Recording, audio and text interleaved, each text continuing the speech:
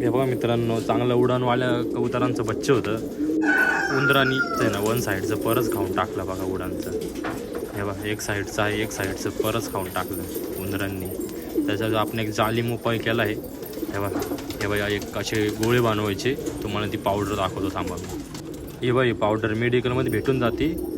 बेसन पीठमध्ये तेल टाकून बनवायचे गोळे आणि जिथं उंदर दिसते ते टाकून द्यायचे. मित्रांनो हे बघा रिझल्ट दिसले का कसे बसले.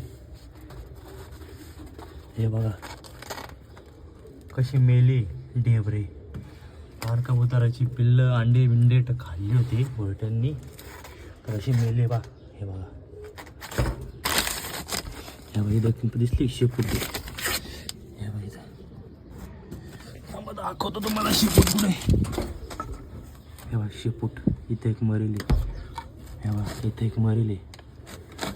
दिसला का कशी मरेली.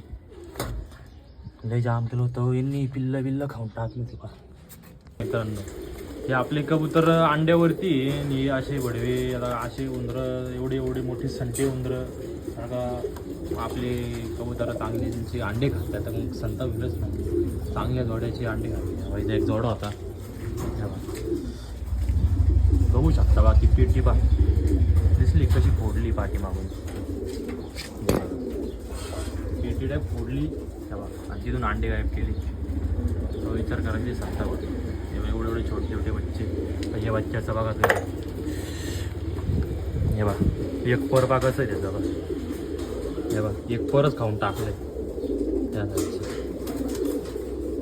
एवढा चांगला तावबांचा आहे ना बच्चा बा. त्याचा भाऊ पण हा बा अंडे फिरवले ते किती येऊ वाटतं. हे बा आरामशीर तिच्या आईला चांगले अंडे कबुतराचे खाऊन टाकले.